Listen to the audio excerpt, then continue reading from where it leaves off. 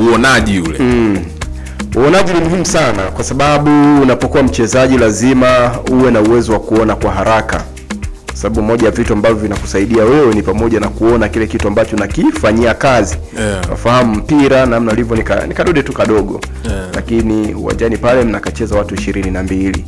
Kwa hiyo kutokea kwenye mpira, labda mpira ukaule mweupe sana, mchezaji mmoja akasema mpira unang'aa sana, kwa hiyo unaumiza macho. Kuna wachezaji ambao wanaweza kuwa wanacheza pia huko wamevaa miwani. Kuna mchezaji mmoja japo sijamkumbuka kwa haraka, ndio alikuwa anavaa miwani. Lakini si miwani kama hizi ambazo, lakini si miwani ya frame kama hizi si tunazo vaa. Inakuwa ni miwani fulani ya plastiki alafu kama ya watu wanaoogelea. Ina kamba fulani, kwa hiyo anakuwa yuko vizuri tu, anaweza kacheza basi vizuri. Zile ni kwa ajili ya kuona ama inakuwa ni mbwembwe? Kuona, sio mbwembwe, vale kwa sababu kama shaangalia masuala ya soka, kwenye soka hamna masuala ya urembo wala mbwembwe na nini. Ndio maana hata kama una pete utaivua, kama wale wanaopenda kuvaa hereni watavua. Lazima utavua kwa sababu unaingia kwenye soka. Kwenye soka. Kwa hiyo kwenye soka pia swala la uoni ni muhimu sana. Ni muhimu sana. Kwa maana wachezaji walio wengi, kwa mfano tukimchukulia kama Cristiano Ronaldo, miongoni mwa wachezaji ambao wanazingatia sana mambo ya lishe.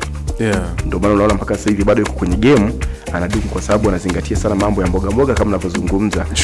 Patrice Evra ni miongoni mwa wachezaji ambao walisema kwamba ukialikwa na Cristiano Ronaldo kwenye chakula usiende. Kwa nini? Kwa sababu ya chakula yeye anachokula mboga sana nyingi, labda na samaki kidogo nyingi, alafu akwambia mlo umeisha. Sasa mwamba wakati amealikwa na yeye lunch, wakati unacheza wote Manchester United, sawa, Patrice Evra nakumbuka ilikuwa fullback namba 3 wakati wanacheza Manchester United, akalikwa bana na Cristiano Ronaldo, bana leo nakualika kwenye lunch. Sasa jamaa akasema mambo si ndo haya, si wapenda kula sasa, mambo si ndo haya, tunaenda kupiga manje. Mahanjumati ya maana sana bana. Baada ya kufika pale bana, wamealikwa na nini, anakuta kuna juice kidogo ya kutengeneza, kuna saladi nyingi na kipande kidogo cha samaki. Sasa jamaa akawa anakuwa anajua kwamba hii bana ni kama vile tunajitayarisha kula msosi. Unaona bana? Sasa baada ya kumaliza kula wakaongea, jamaa kama bana, mimi nakushukuru kwa kuja na nini, tumepata lunch wote pamoja na nini. Basi wakati mwingine karibu. Sasa jamaa kaanza kushangaa, hivi hapa nimekula. Kuna mtu akipelekwa hapo nadhani anaweza yani hatotaka kurudi tena. Sasa ndio jamaa akawa anasema bado ukialikwa na Cristiano Ronaldo kwenye lunch usiende, kwa sababu jamaa vitu anapokula ni vitu vya kawaida sana, yani mieyusho kwanza kawaida sana. Lakini ndio mara tunarudi kwenye ile pointi yako kwamba uoni ni nini. Uoni ni muhimu sana kwa sababu kwa wachezaji wanapaswa wale vyakula ambavyo vinawasaidia wao kwanza kujenga mwili, lakini pia na kuwasaidia katika masuala ya uoni. Sawa. Umeona? Kwa hiyo hilo swala la uoni ni muhimu sana kwenye masuala ya soka. Bana, moja ya issue ambayo inaendelea watu wanaitazama katika mtazamo mwingine ni pamoja na issue ya Wallace Karia, rais wa TFF, pamoja na rais wa Sekafa. Nakumbuka ameteuliwa kuwa mjumbe wa kamati tendaji ya CAF barani Afrika, au ya shirikisho la soka barani Afrika, kamati tendaji ile. Sasa kuna baadhi ya timu zimetoa pongezi na nini, sawa, kumtakia kila laheri kwa hatua hiyo. Lakini watu wanamwangalia Young Africans, kwa nini hajatoa pongezi? Kwa nini hajatoa pongezi? Watu wanajiuliza kwa nini. Tujiulize mimi na wewe, kwa nini Young Africans hajatoa pongezi? Mimi nimenyamaza. Unyamaza kitu. Mimi nimenyamaza. Wengi wanahusianisha na tukio ambalo lilitokea tarehe 8. Lakini ukiangalia kiuhalisia, ndio Karia hahusiki. Kwa hiyo wamempigia yani watu ambao wanajaribu connect kwamba kwa nini Young Africans hajatoa pongezi za kumtakia kila laheri kule anako kwenda kwenye nafasi yake hiyo nyingine pia ambayo ameteuliwa. Wengi wanaanza kujumuisha na tarehe 8 pamoja na barua ambazo wameandika nyingi za kulalamika na nini, kuhitaji point 3. Umeona? Lakini mimi naweza kusema kwamba pongezi huwa ni hiari ya mtu. Pongezi ni hiari ya mtu. Au ni hiari ya taasisi. Kama wataona kuna haja ya kukupongeza, tutakupongeza. Kama hamna hiyo haja, hamna sababu. Na maisha mengine lazima yanafanyaje? Yanaendelea. Umeona? Ndio. Kwa hiyo iko hivyo. Kwa hiyo watu tu watoe hiyo mitazamo ya kuanza kufikiria kwamba labda Young Africans watakuwa wana chuki na nini, labda wana hasira. Hapana. Kupongezwa bana ni jambo la nini? La hiari. Mtu mwenyewe kihiari kwamba anakupongeza, atakupongeza. Akiuchuna basi fresh, maisha yanaendelea. Sure. Japo kupongeza huwa ni jambo la kiungwana. Hongera sana bwana. Hongera sana bwana Samuel Lucas pamoja na Swam Juma kwa sababu show ya asubuhi mnasimamia vizuri. Hongera sana bwana Kugelfas. Naam. Asante sana. Tutaenda bali tutakuachia ile leo. Tutakuachia leo. Sawa. Bana Samuel Lucas jana bana kulikuwa na michezo ambayo ilikuwa inaendelea ya UEFA kama tunakumbuka, Jumanne na Jumatano usiku wa Ulaya unakuwa unaendelea, na jana kuna michezo ilikuwa inachezwa ya kufuzu hatua inayofuata sawa ya robo finali. Sawa bwana, na jana bana Lille ameshindwa kuendelea baada ya kufungwa na Borussia Dortmund mabao 2-1 katika mchezo huo wa jana. Lakini pia Arsenal naye pia amesonga mbele, alikuwa anacheza na PSV Eindhoven na mchezo ulimalizika kwa sare ya bao 2-2, lakini ukiangalia matokeo ya mchezo uliopita yanamsababisha Arsenal kusonga mbele kwa sababu anakuwa na jumla ya mabao 9-2. Kama nakumbuka katika mchezo uliopita walipata mabao mengi ya kutosha kweli kweli, kwa hiyo yanawafanya waweze kusonga mbele kwa aggregate ya mabao 9-3. Yep.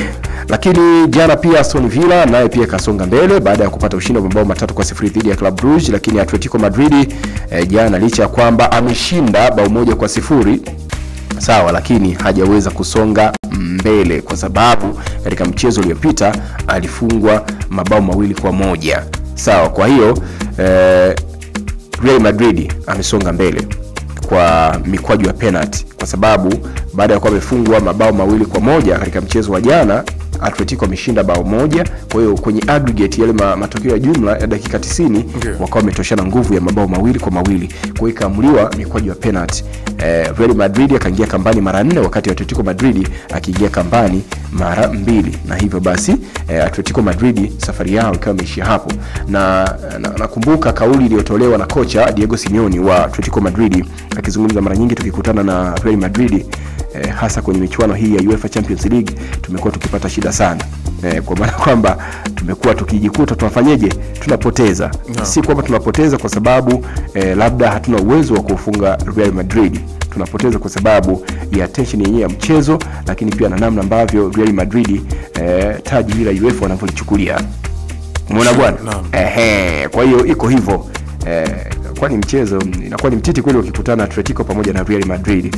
Kwa hiyo jana bana ilikuwa hivyo, lakini mtiti kwa mtiti bana. Pia jana championship pale Uingereza iliendelea kwa michezo kadhaa kupigwa, na Hull City alikuwa anacheza na Oxford United na Hull City alishinda mabao 2-1, wakati Leeds United alimshinda Millwall mabao 2-0 katika mchezo huo wa jana. Lakini Cardiff sawa, ilikuwa ni Watford alikuwa anacheza dhidi ya Swansea City na Watford ameshinda kwa bao 1-0, wakati Stoke City alikuwa anacheza na Blackburn Rovers na Stoke City ameshinda bao 1-0 katika mchezo huu wa jana.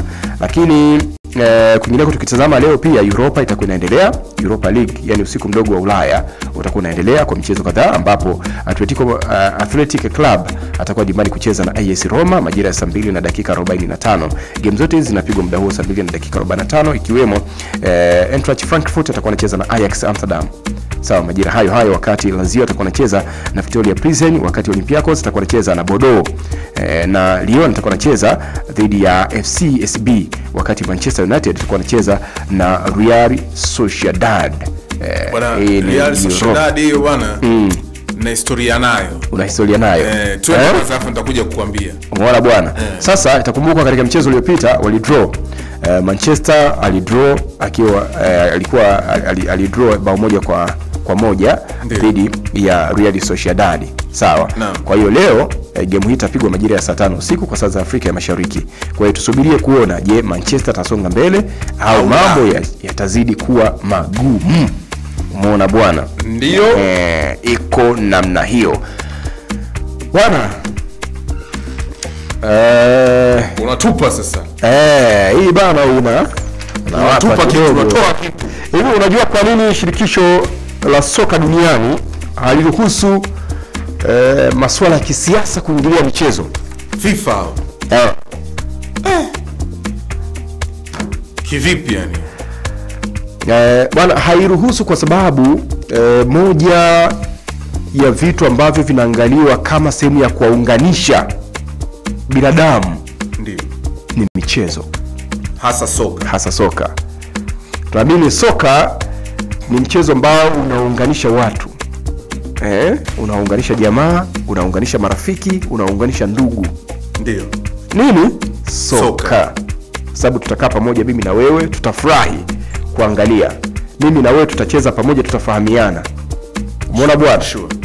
Kwa hiyo hata kwenye ule mzunguko wa maisha, kama mimi nitatoka A kwenda B, basi nikienda kule B nitakutana na watu, tutakuwa ndugu. Kwa ajili ya soka. Kwa ajili ya nini? Ya soka. Kwa ajili ya soka. Kwa hiyo soka ni mchezo ambao unaunganisha watu kuwa wamoja.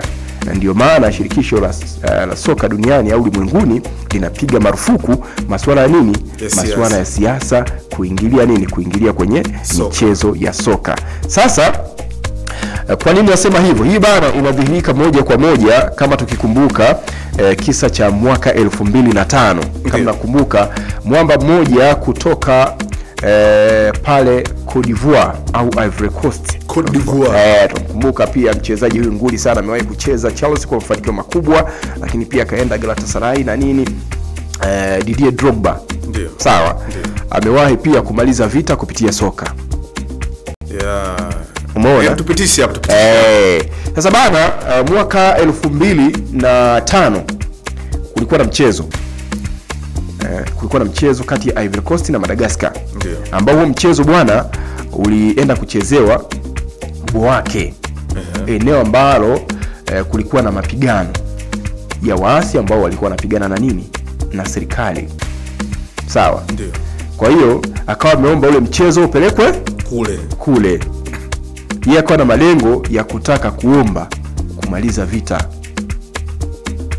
Umeona bwana? Sure. Sasa na huo mchezo ulikuwa ni muhimu sana kwa upande wa Ivory Coast. Sawa. Sasa Didier Drogba alichokifanya baada tu ya kuwatungua goli Madagascar, akaenda kupiga goti kuwaomba wale waasi, bana, tunaomba hii vita ishe, tujenge nchi kwa pamoja. Hii vita inatafuna watu wetu sisi wenyewe. Tutashindwa kucheza soka, tutashindwa kufanya michezo yoyote kwa sababu ya nini? Vita. Kwa sababu ya vita. Na vita inatumaliza sisi wenyewe. Watoto wetu watashindwa kuwa na amani, watashindwa kufanya kazi, watashindwa kufanya chochote kitu. Hakutokuwa na uzalishaji kwa sababu kuna nini? Kuna vita. Mwamba kapiga magoti kuwaomba wale waasi. Kupitia lile goli na lile tukio la yeye kuomba msamaha, kwa sababu kwanza ni star mkubwa na umaarufu mkubwa na nini. Sawa? Sure. Waasi wakaona huyu mwamba na akili sana. Waasi wakaweka silaha chini, wakasema sasa tunamaliza mapambano, vita. Sawa, tunamaliza vita. Kwa nini tunasema soka linaunganisha watu? Halipaswi kuingiliwa na mambo ya kisiasa.